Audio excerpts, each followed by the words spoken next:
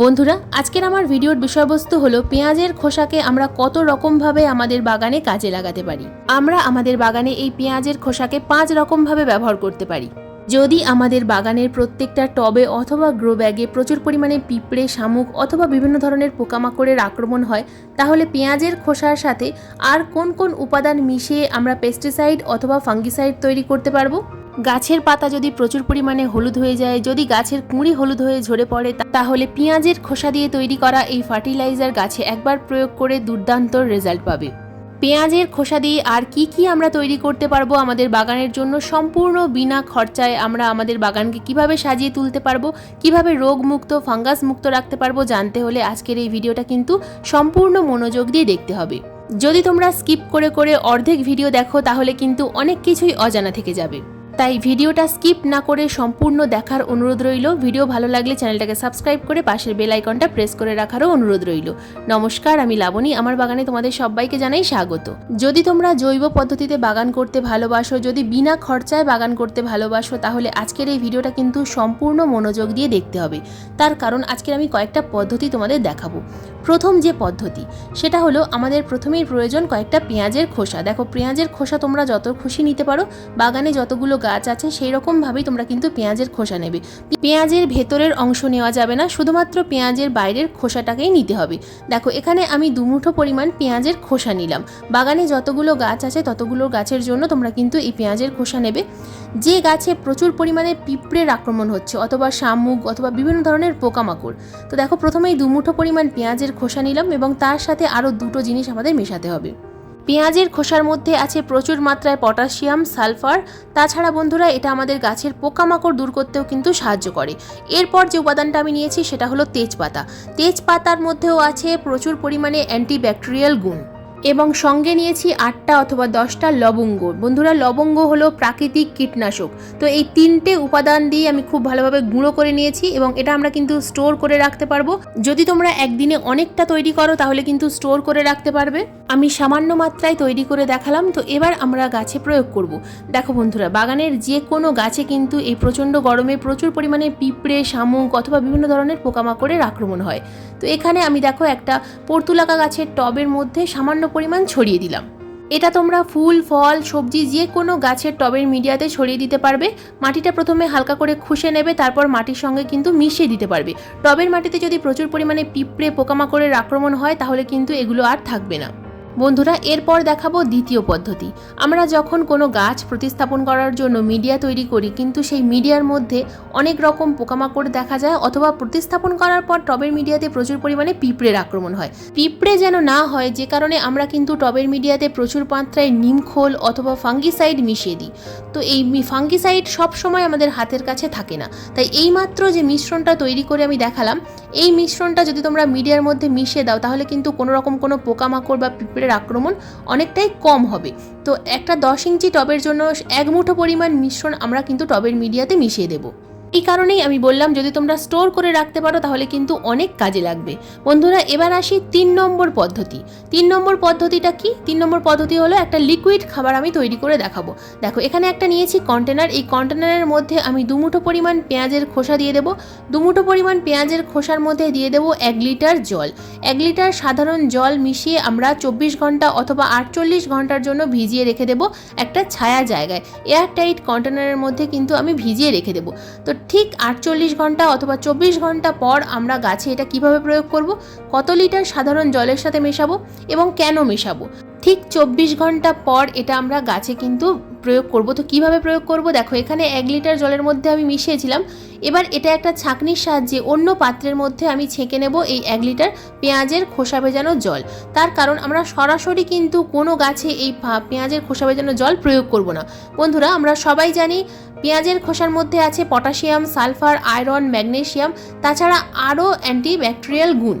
এখানে একটা গাছে জল দেওয়ার যে ক্যান হয় সেই ক্যানের মধ্যে আমি নিয়েছি 4 লিটার সাধারণ জল। এই 4 লিটার সাধারণ জলের মধ্যে আমি 1 লিটার পেঁয়াজের খোসা ভেজানো জল মিশিয়ে নিলাম।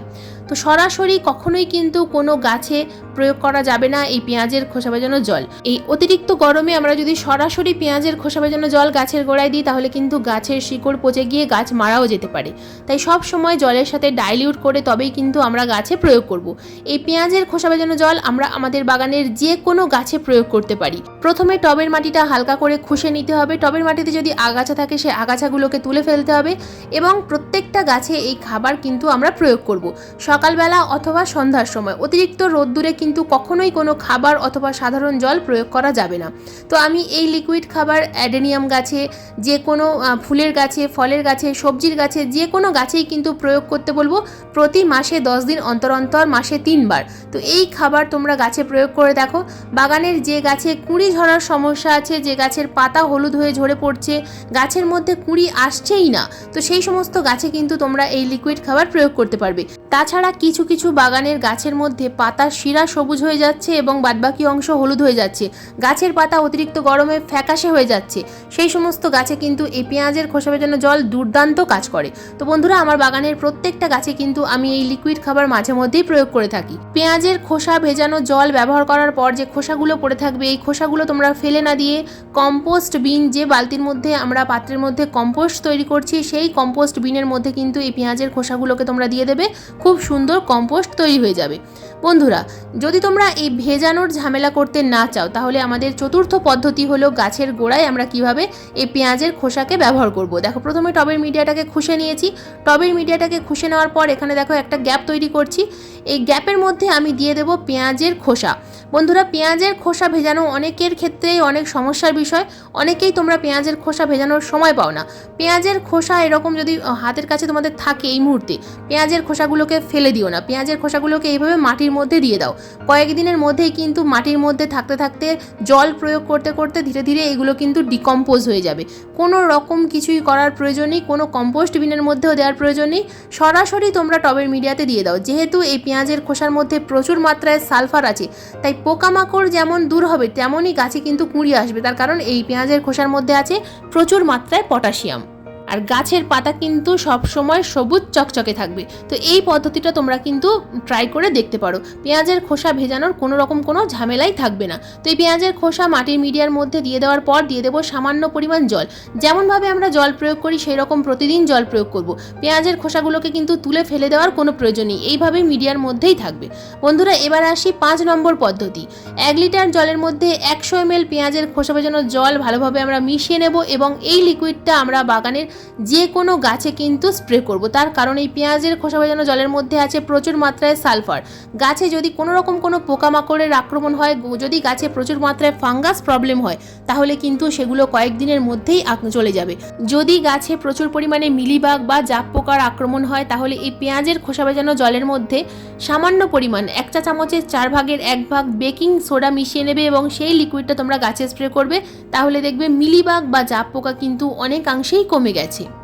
এই প্রচণ্ড গরমে যদি রাসায়নিক কীটনাশক অথবা ফাঙ্গিসাইডের পরিবর্তে আমরা এই লিকুইড তরল গাছে প্রয়োগ করতে পারি বা গাছের পাতায় স্প্রে করতে পারি, তাহলে বাগানের যে গাছে ফুলের কুঁড়ি আসছিল না বা যে গাছের পাতা হলুদ হয়ে ঝরে যাচ্ছিল, প্রত্যেকটা গাছে কুঁড়িও আসবে, ফুলও ফুটবে এবং ফুলের আকৃতি সাইজ অনেক বড় হবে। তো এই পেঁয়াজের খোসার অনেক রকম গুণ আমি কিন্তু তোমাদের দেখালাম, কিভাবে আমরা গাছে প্রয়োগ করতে পারি এই পেঁয়াজের খোসা তোমাদেরকে আমি ডিটেলসে দেখালাম।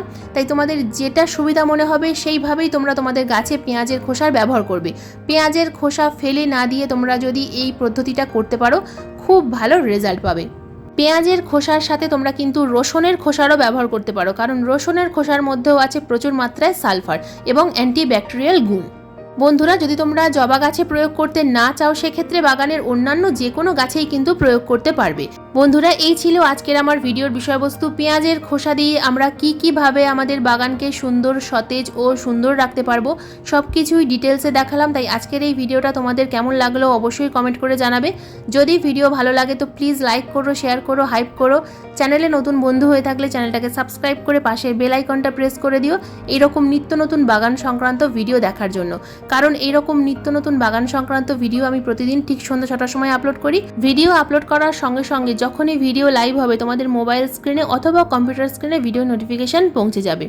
আজকের এই ভিডিও সংক্রান্ত যদি কোনো রকম কোনো প্রশ্ন থাকে অবশ্যই কমেন্ট বক্সে কমেন্ট করবে, আমি যথাযথ উত্তর দেওয়ার চেষ্টা করব। আবারও বলছি, ভিডিওটা যদি ভালো লেগে থাকে তো প্লিজ চ্যানেলটাকে সাবস্ক্রাইব করে দিও, কারণ সাবস্ক্রাইব করলে অনুপ্রেরণা পাবো পরবর্তী ভিডিও বানানোর জন্য। আজকের এই ভিডিওটা সম্পূর্ণ মনোযোগ দিয়ে দেখার জন্য তোমাদের সবাইকে জানাই অসংখ্য অসংখ্য ধন্যবাদ।